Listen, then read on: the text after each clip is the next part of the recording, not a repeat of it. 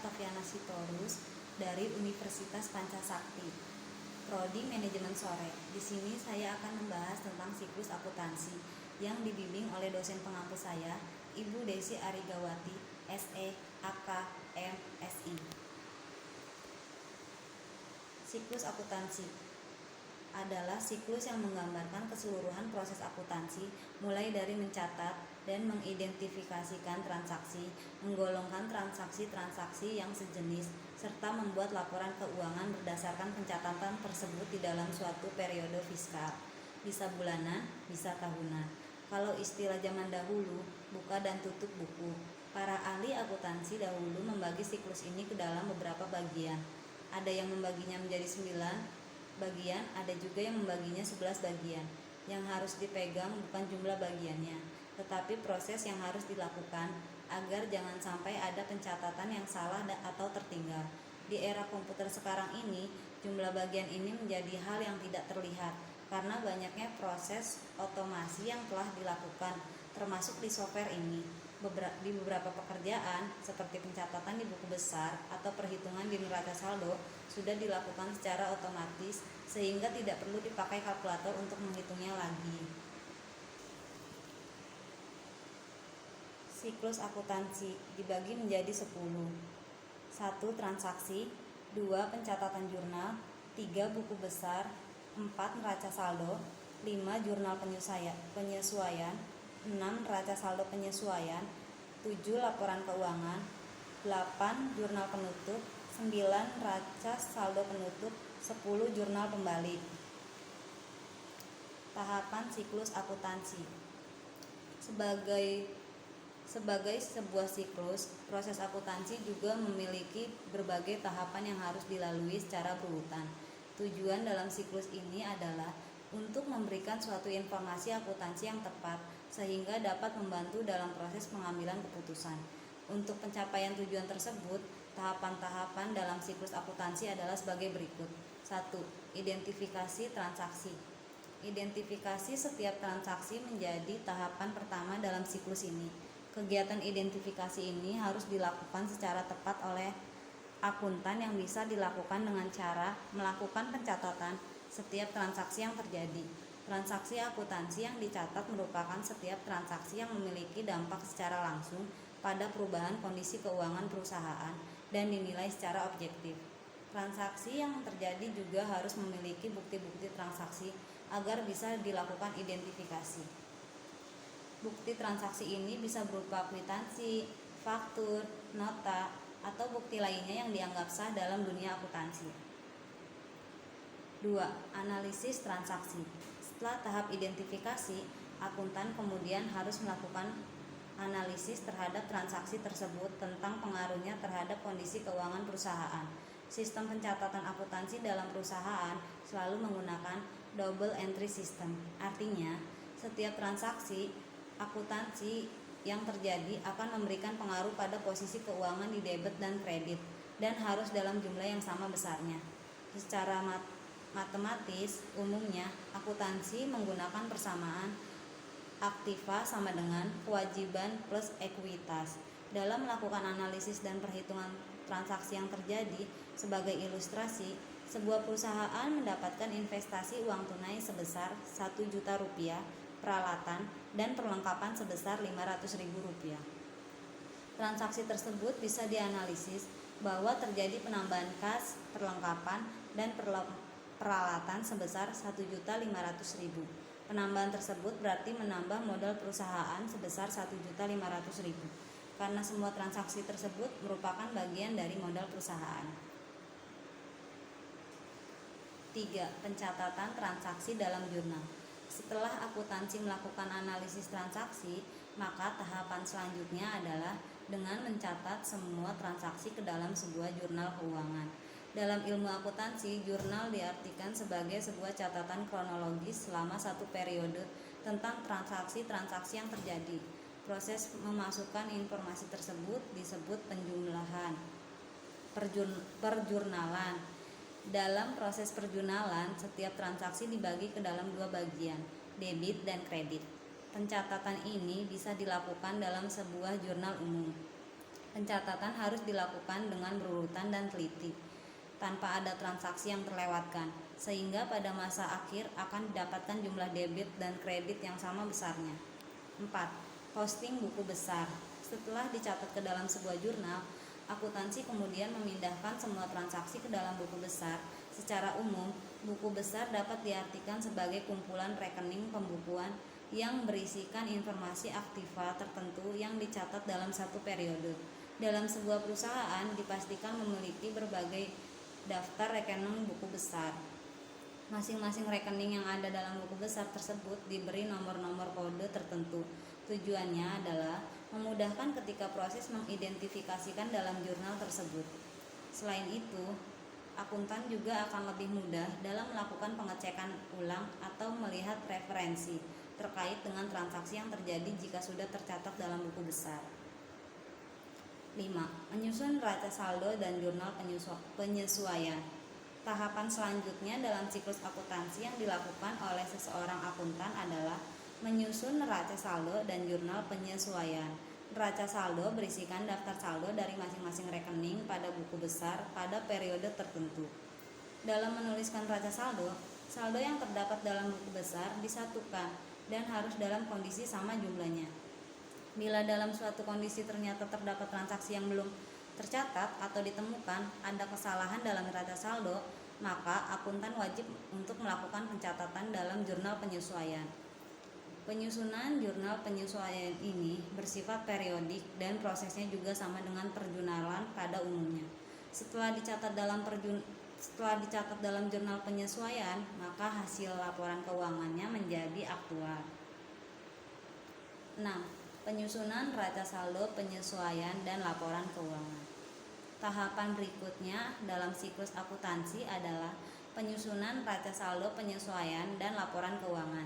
Neraca saldo penyesuaian dibuat dengan berdasarkan pada buku neraca saldo yang sudah dibuat sebelumnya dengan memperhatikan jurnal penyesuaian.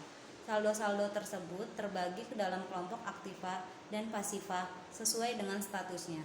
Kemudian disusun hingga jumlah saldo keduanya sama besar.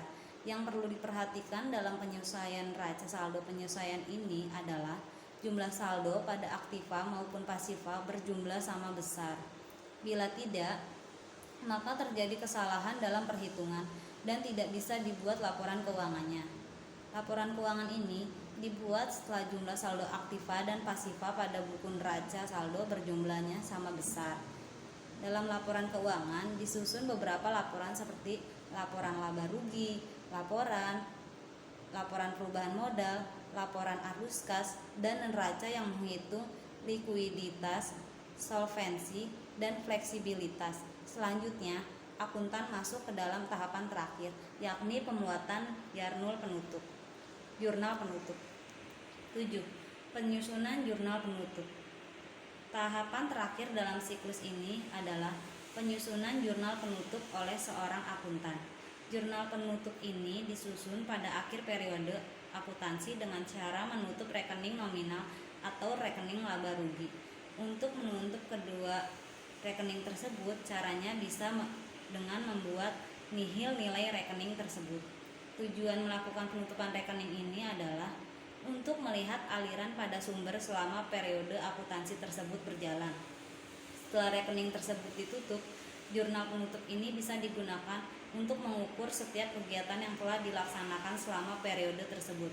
Pada periode selanjutnya, jurnal penutup bisa membantu untuk memulai kembali dalam siklus akuntansi selanjutnya. 8.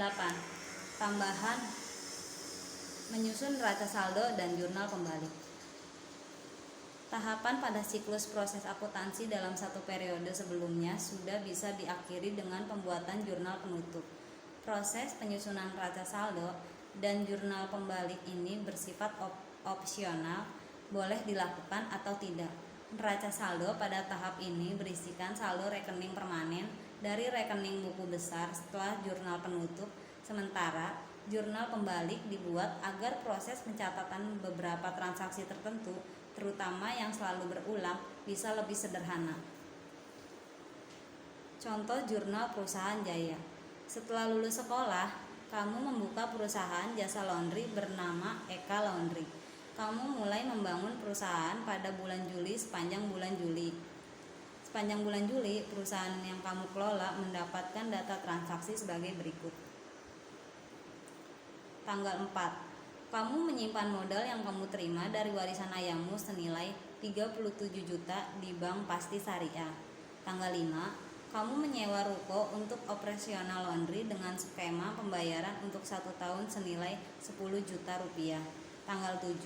Kamu berbelanja alat-alat perlengkapan laundry secara kredit pada PD Laundmail senilai 18 juta rupiah. Tanggal 9. Kamu mendapatkan uang sebesar 4 juta dari pelanggan. Tanggal 12. Kamu membayar cicilan hutang yang kamu lakukan pada tanggal 7 senilai 2 juta. Tanggal 13. Kamu mengambil uang laundry untuk membeli skincare senilai 500.000. Tanggal 15. Kamu mendapatkan pelanggan yang menggunakan jasa laundry dengan pembayaran kredit senilai 1 juta rupiah. Tanggal 17. Kamu membeli peralatan tambahan untuk operasional laundry senilai 5 juta secara tunai. Tanggal 19. Kamu mendapatkan pelunasan atas pelanggan yang berhutang pada tanggal 15 senilai 1 juta rupiah. Tanggal 23. Kamu mendapatkan proyek dari lembaga diklat untuk mengurus laundry di lembaga tersebut pada bulan Juni, namun lembaga memberikan uang muka senilai 2 juta. Tanggal 25. Kamu ditagih untuk beban bulanan operasional air dan listrik senilai 500.000. Tanggal 27. Kamu mendapatkan pelanggan dengan pembayaran tunai 1.500.000. Jawaban soal. Tanggal 4.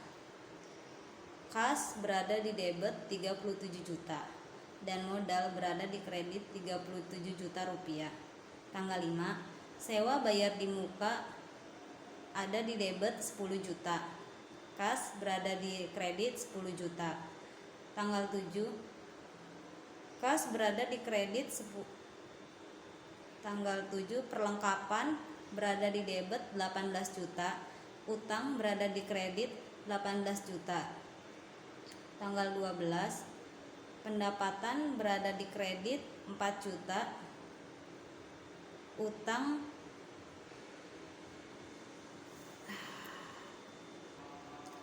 Jawaban soal Eka Laundry bulan Juli. Tanggal 4. Kas berada di debit 37 juta dan modal berada di kredit 37 juta. Tanggal 5. Sewa bayar di muka berada di debit 10 juta. Kas berada di debit 10 juta. Tanggal 7. Perlengkapan berada di debit 18 juta. Utang berada di kredit 18 juta. Tanggal 9. Kas berada di debit 4 juta. Pendapatan berada di kredit 4 juta. Tanggal 12. Utang berada di debit 2 juta. Kas berada di debit 2 juta. 13. Prive di debit 500.000.